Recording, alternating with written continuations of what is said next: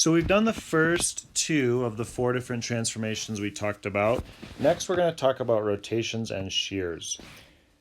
So to begin with, let's think about what happens when we rotate. So for example, let's just say I have my point 1, 2, 3, 2, so that classic one we've been looking at. And let's say I wanted to rotate it around the origin. And so I'll just kind of make a big circle going through that point. So let's say I want to rotate it, I don't know, some amount, which maybe we'll call theta, over to this point. So I don't want to make it go further away or closer to the origin or anything. I really just want to rotate it. In order to do this, we're going to use a matrix called the rotation matrix. And so in this situation, we actually stop using T for transformation, and we're going to talk about R. And then to denote how far we're rotating, we're going to put a little theta next to it. And the matrix is given by this: cosine of theta, negative sine of theta. That's the first row. The second row is going to be sine of theta, and then cosine of theta. So if you want to see a proof of this, I'm going to put one in a little bit later, or a derivation, sorry, not a proof, a derivation of this formula. I'll put one in a little bit later.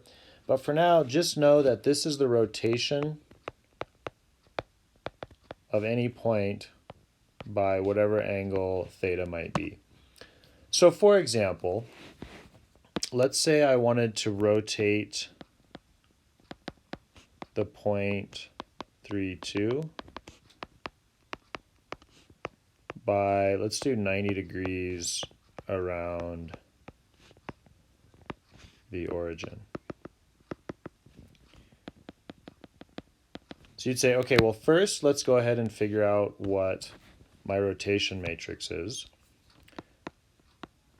So theta is going to be 90 degrees. So I'm going to have cosine of 90 degrees, negative sine of 90 degrees, positive sine of 90 degrees, and then the final position, it's going to be cosine of 90 degrees again. So you could take a quick look at your unit circle. 90 degrees is here. And so if you look on the unit circle, this is the point 0, 1, which means that cosine of 90 is going to give me 0, and sine of 90 is going to give me 1, because cosine is the x and sine is the y. Or you could use a calculator to find this. But the point is, you would get the rotation matrix 0, negative 1, positive 1, and then 0. So let's see what happens when we multiply or transform the point 3, 2 by this rotation matrix.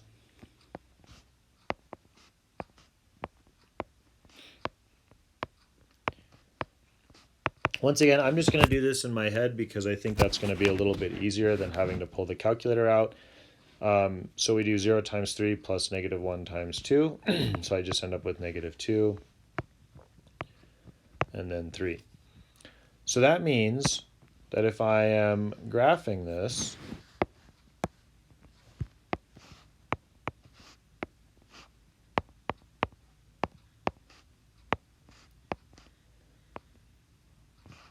if I wanted to rotate 90 degrees, that means I'm kind of going over here.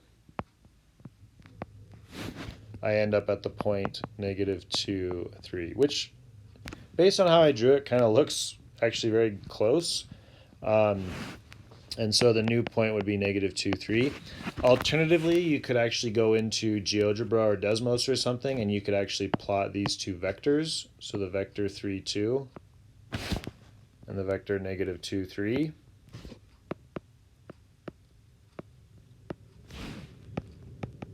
And have it find the angle between them. Well, we could actually use the dot product to make sure that it's 90. So I could say 3, 2, and then dot product of negative 2, 3. Make sure those are 90 degrees apart. A lot of ways you could check this, but if you don't want to watch the proof or the derivation of this formula, you'll just have to take my word that this actually works. Okay, that was with 90 degrees, which kind of gives us these nice numbers with 0 and 1. But let's say instead I wanted to rotate by a kind of an awkward number.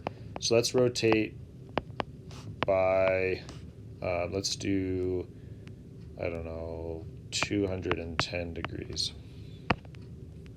I'm rotating the point 32 by 210 degrees. And I want to leave my answer in radical form. Now, whenever you see leave it in radical form, this tells you immediately that this angle is actually on the unit circle. We can only leave it in radical form if we're given an angle on the unit circle, which is what all of the examples for this section will be. So let's go ahead and take a look at our unit circle. If you look over here at 210, you'll see that this is the point coming over here.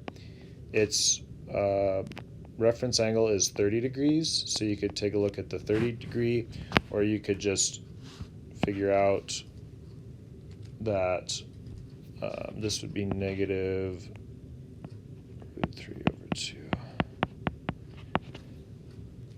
So if you take a look at your unit circle, you should see that point. Sorry, I got distracted. My phone started buzzing for some reason.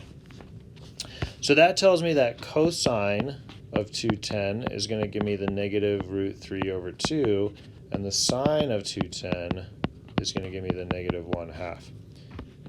So now I could construct my rotation matrix at 210 degrees. I would end up with cosine of theta, and then negative sine would actually give me plus 1/2, and then that again there. So now that I have my rotation matrix, I'm going to go ahead and multiply my rotation matrix by the point 3, 2.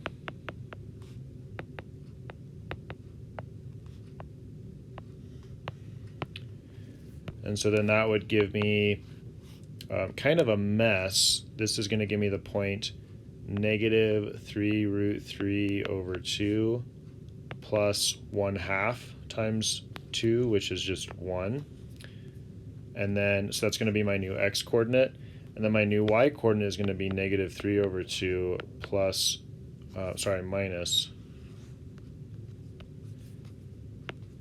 2 root 3 over 2 is just root 3. So it looks messy, but that's the new point.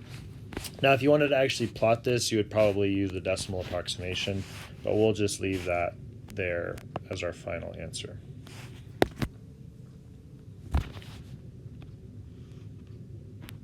Okay, so that would be a rotation. Now, when you do have unit circle rotations in Delta Math, it's actually going to ask you to leave it in radical form. So that's why I did so here. But like I said, if you were actually going to graph this, you would probably find the decimal approximation. By graph, I mean to plot the point.